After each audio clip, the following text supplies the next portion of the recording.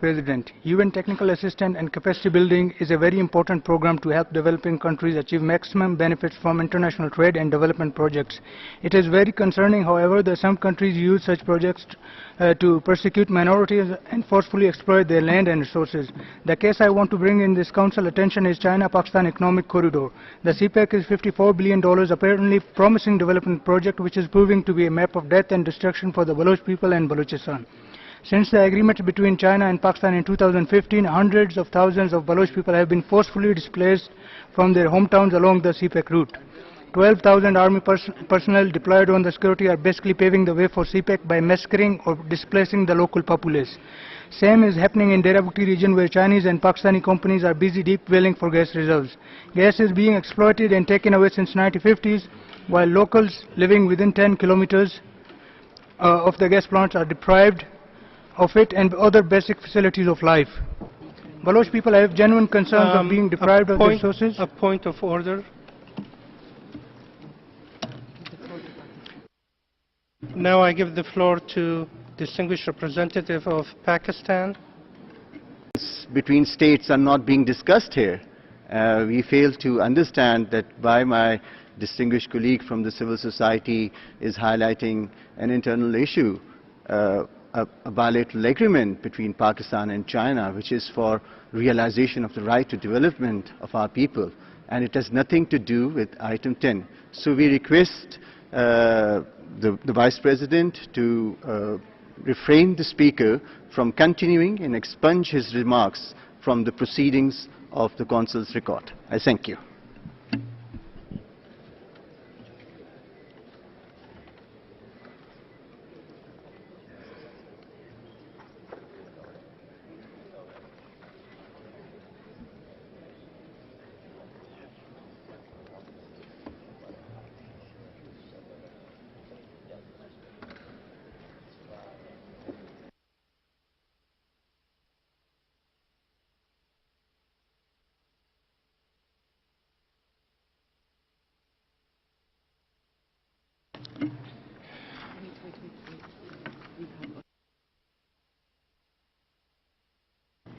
The United States, please.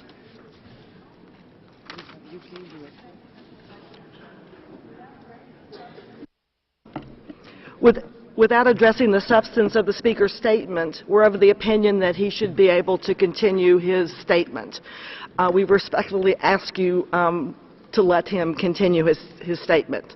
It's within the rules of the Council and within the terms of the IB package. Thank you. We give the floor to the distinguished representative of UK.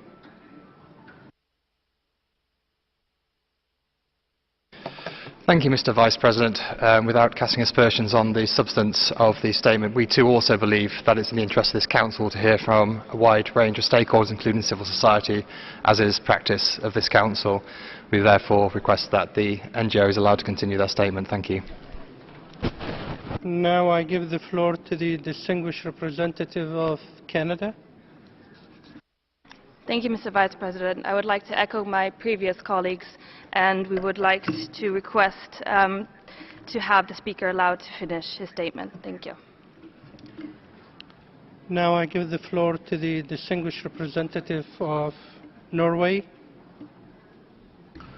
Thank you. Thank you, Mr. Vice President. My delegation also finds it important to respect the rights of NGOs to take the floor and express their views, and I encourage you to let the Speaker continue with his intervention. Thank you. Thank you. Now I give the floor to the distinguished representative of China. 谢谢主席。我们支持巴基斯坦代表团的发言。我们认为这个非政府组织的发言和本次议题讨论没有关系。谢谢主席。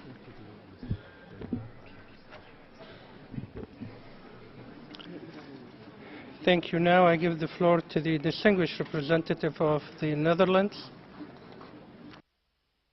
Thank you, Mr. Vice President. Like the speakers from the US, the UK, Canada and Norway, we too value very much the contribution of NGOs to the work of this Council. Regardless of whether we agree or disagree with the content of the statement, we feel that NGO representatives should be allowed to finish their statements. Thank you.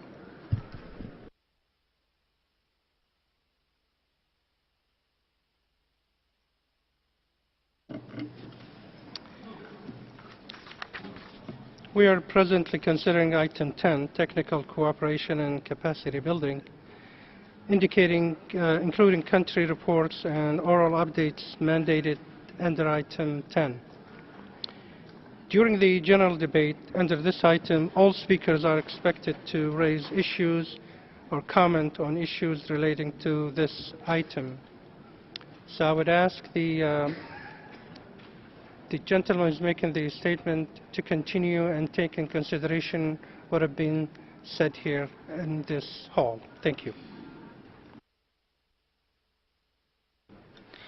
I thank you, Mr. Vice President. Baloch people have genuine concerns of being deprived of the resources and being converted into a minority in their homeland through CPEC. But the state has responded with violence instead of addressing those issues. Pakistani PM Nawaz Sharif. Point of order. The distinguished representative of Pakistan. Thank you, Mr. Vice President. We fully realize and support the right of civil society to speak during the Council, but it is absolutely essential that we should speak as per the substance which is being discussed, as per the agenda item which we are all discussing. It should be relevant, it should not be irrelevant.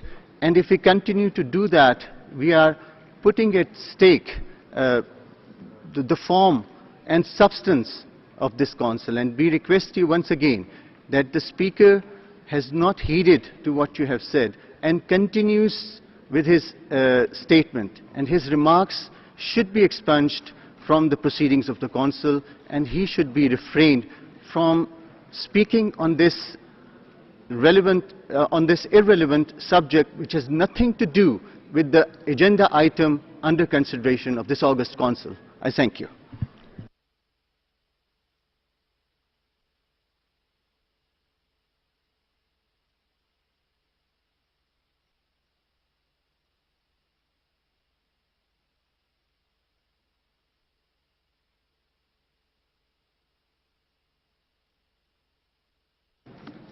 The distinguished representative of the United States, you have the floor. Thank you, Mr. Vice President. Without addressing the substance of the Speaker's statement, we recall that there are no rules in place for expungement of statements of speakers. We're of the opinion that what we have heard of the intervention so far is enough relevant to the topic at hand that the Speaker should be allowed to continue speaking. Thank you.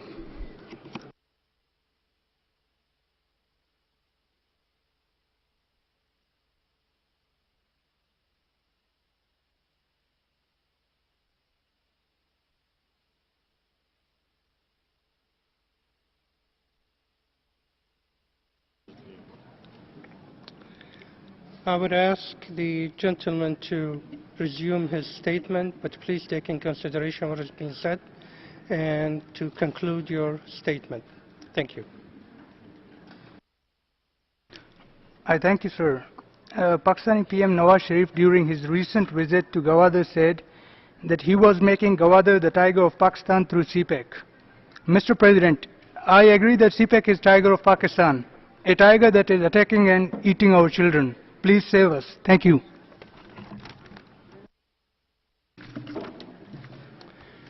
Thank you.